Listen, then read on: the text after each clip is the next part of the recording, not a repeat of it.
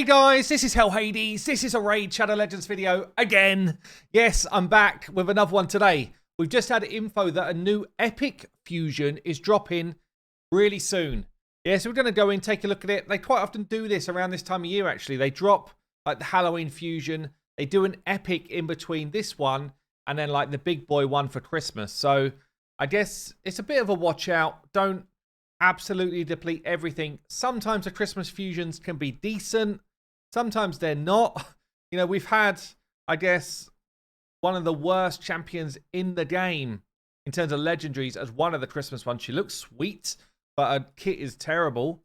We've also had in the past, you know, one of the best fusions of its time. He's not quite as crazy as he was when he was first released because there's just been a bit of power creep, honestly. But we had a Void Legendary and Torm in the Cold as one of the Christmas fusions. So there's definitely been some good ones. I think we've had a Sonic as well. Like, there's been some good ones. And then there's been a really bad one. So who knows what we're going to get? I don't know if they know what we're going to get. Half the time, they probably don't know what their champions do until we actually get to grab them. Before we get to look at his kit, I'm just going to shout this out one more time. We are running a competition on HH Gaming or hellhades.com for the World Cup, for the Football World Cup, where you kick with your feet, not run around with a ball in your hand, calling it football. But yeah, basically, we're going to give away merch to the top 3 people in our group. There's this kind of page around how to do it. Get yourself involved if you enjoy this type of thing. We're just doing it as a bit of a community come together. I think we've got about 80 or so people in the mix so far. There's all this kind of stuff around how you get involved if you want to, how you create your team. I've got my own team in the mix. It is kind of changing day by day as I find some people aren't going, or I find some sort of new, cheap, great picks. But anyway, get involved if you enjoy it. Let's get on to the fusion. Hoskarul is going to be an epic barbarian champion. You agree? He's got a pointy stick. Looks like it might be one of those kind of like horns, like doo-doo. Watch out, here I come. Yeah, it looks pretty cool, though. Looks pretty cool. Let's go into his kit and see what he's all about. Let's have a quick look and see what Raid have got to say about this guy before I get into the mix and give you my thoughts on him. So, Hoskarul. It's going to be from Thursday the 24th. So, from a week today, there's going to be a fusion running. And let me just check. It's a champion fragment event, not a fusion. So, often for epics, they're not that much easier than legendaries, honestly, because they do it in the same format. I hope they do it a bit easier. That we've had the odd one where it's just been like, damn, this champion's basically a gimme. It's basically like a freebie. The last couple they've done have been like, this is just like a legendary champion. We're doing the same level of difficult stuff. And honestly, that's not worth it. But this guy, I think he's going to be pretty decent for an epic.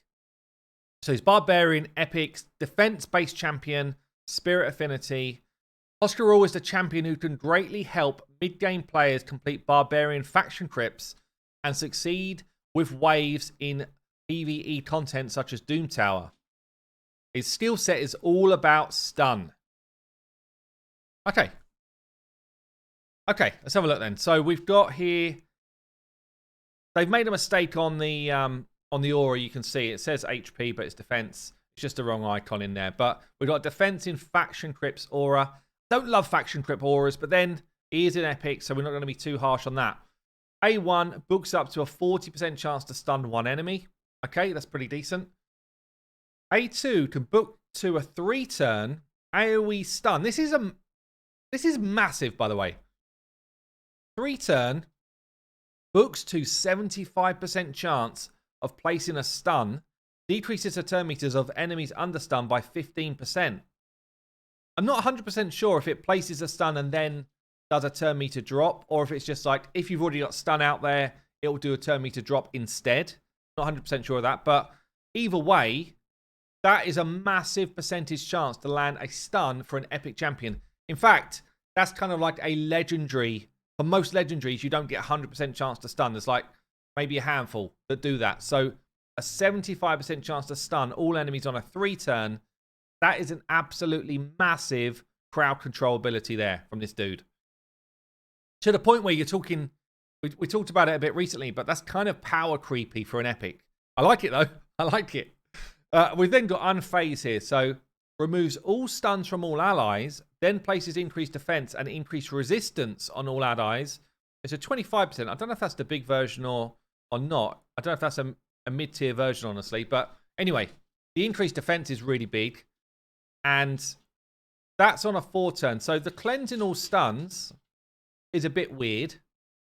Because there's not that many situations where, you know, the stuns are coming out. And I don't know if he's going to do this when there's stuns not there. Because the increased defense buff on a 4-turn by itself with resistance, it's not that good, but it's okay. But yeah, I mean, you've got situations like Bommel. You get stunned up a ton in Bommel. Yeah, so the increased defense there and increased resistance alongside removing stuns is actually really good.